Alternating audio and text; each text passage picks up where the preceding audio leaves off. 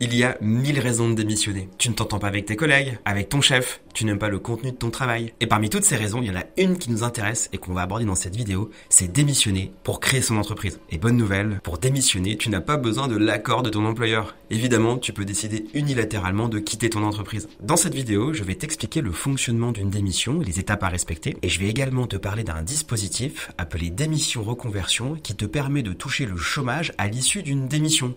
Et potentiellement de créer ton entreprise et de toucher tes indemnités chômage. Moi, c'est Grégoire de Swappn. Je vais te présenter dans cette vidéo des tips qui vont te permettre de toucher le chômage et créer ton entreprise. Donc, première partie, tu décides de démissionner pour créer ton entreprise.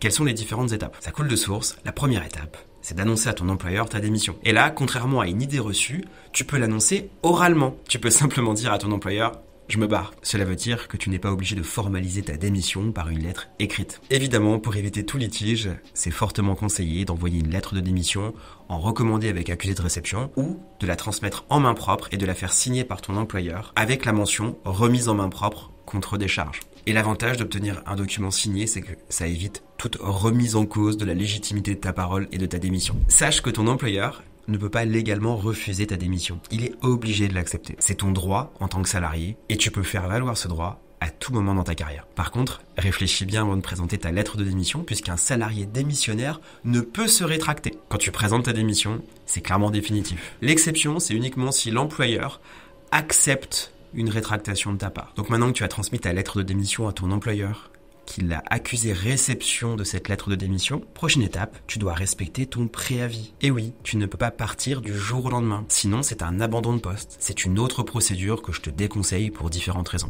Tu dois respecter ton préavis. Cela veut dire que quand tu annonces ta démission, tu dois continuer à travailler pendant une certaine période et à bien réaliser ton travail. Alors, la période de préavis diffère selon les conventions collectives, donc selon les branches d'activité. La loi et le code du travail ne réglemente pas le préavis et ne propose pas de durée légale de préavis, donc cela dépend vraiment de chaque secteur d'activité et de chaque convention collective. Par exemple, pour une société de conseil et un consultant salarié qui voudrait se lancer et démissionner, le consultant salarié non cadre aura 1 mois de préavis et le consultant salarié cadre aura 3 mois de préavis avant de quitter ses fonctions. Attention, pendant la période de préavis, tu restes salarié de ton entreprise. Cela veut dire que tu ne dois pas développer ton projet de création d'entreprise pendant tes heures de travail. Je te rappelle que tu as une obligation de loyauté envers ton employeur. Si tu développes ton projet entrepreneurial pendant tes heures de travail lors du préavis, tu t'exposes à des risques juridiques et potentiellement un conflit avec ton futur ancien employeur. Dernier élément à prendre en compte quand tu veux démissionner et potentiellement créer ton entreprise à l'issue de la démission, il peut y avoir dans ton contrat de travail une clause de non-concurrence.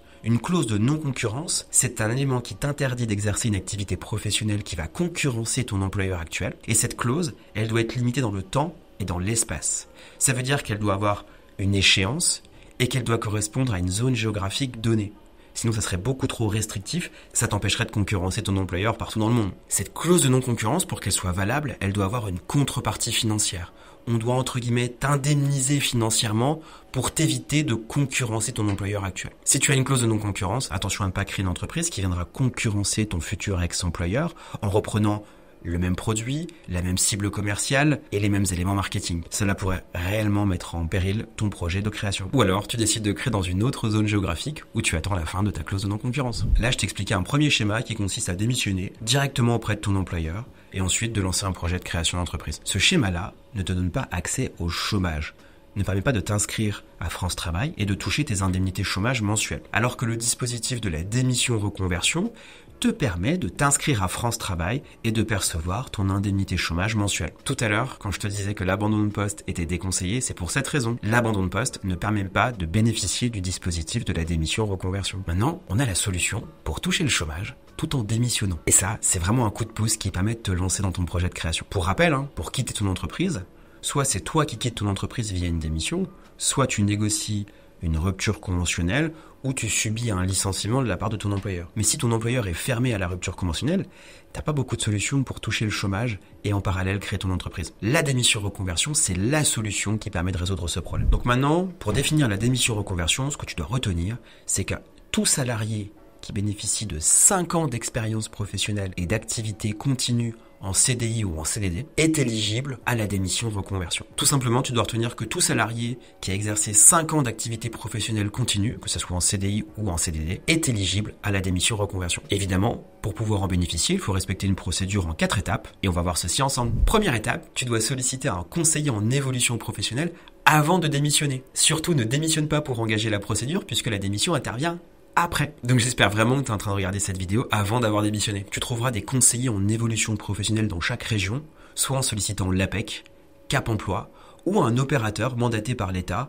à travers l'organisme France Compétences. Le rôle du conseiller en évolution professionnelle sera de définir si ton projet est réel et sérieux. Et après cet entretien, il te remettra une attestation validant le sérieux de ton projet de création. Pour info, un projet réel et sérieux, c'est un vrai projet de création d'entreprise. C'est pas seulement démissionner pour toucher le chômage, c'est avoir un vrai projet entrepreneurial à la clé. Une fois que tu as échangé avec ton CEP, la deuxième étape, c'est une validation par une commission régionale du caractère réel et sérieux de ton projet de reconversion. La commission paritaire a 2 mois pour te donner une réponse. Donc tu pourrais être tenté de démissionner et de réaliser ton préavis en attendant la réponse de la commission paritaire afin de créer ton entreprise. C'est pas une bonne idée. Il ne faut toujours pas démissionner, il faut vraiment attendre la réponse de la commission paritaire avant de démissionner. Troisième étape, tu obtiens enfin la réponse de la commission paritaire qui atteste du caractère réel et sérieux de ton projet de reconversion. À partir du moment où tu as l'attestation de la commission paritaire, tu vas pouvoir enfin démissionner. C'est parti.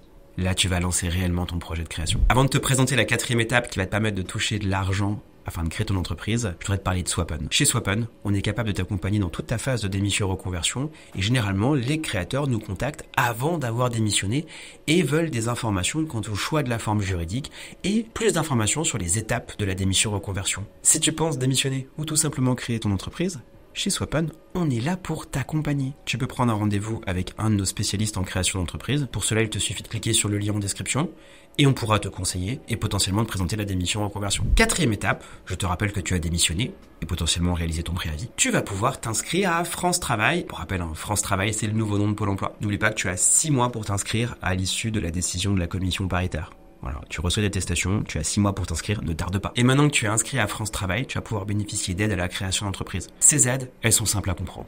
La première, c'est l'ACRE, c'est une exonération de charges sociales sur ta première année d'activité. La deuxième, c'est l'ARE, c'est l'aide au retour à l'emploi, c'est l'indemnité chômage que tu vas toucher tous les mois si tu souhaites cumuler ton indemnité chômage avec ta création d'entreprise. La troisième, c'est l'ARS, c'est un capital que te verse Pôle emploi quand tu veux créer ton entreprise. Et d'ailleurs, tu dois choisir entre l'ARE ou l'ARS, c'est l'un ou l'autre et pas l'un et l'autre. Et si tu veux plus d'infos sur ces 3 aides, on a une vidéo dédiée, je t'invite à la regarder, tu verras, tu vas tout comprendre et tu pourras lancer ton projet sereinement. Et donc, une fois que tu es inscrit à Pôle emploi, dernière étape, et pour conclure, tu vas pouvoir créer ton entreprise. Et pour créer une entreprise, tu as besoin de définir le meilleur statut juridique.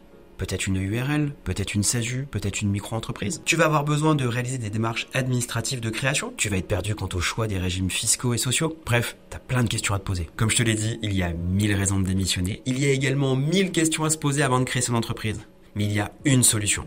C'est Swap'n. Swap'n, c'est un service de création d'entreprise en ligne avec un conseiller dédié qui va te permettre de choisir ta forme juridique et qui va gérer pour toi l'intégralité des démarches de création jusqu'au CABIS. Donc si tu veux prendre rendez-vous, je t'invite à faire une demande sur le lien qui est en description et tu vas pouvoir discuter avec un spécialiste de la création d'entreprise. Alors sois bien accompagné et à bientôt chez Swap'n.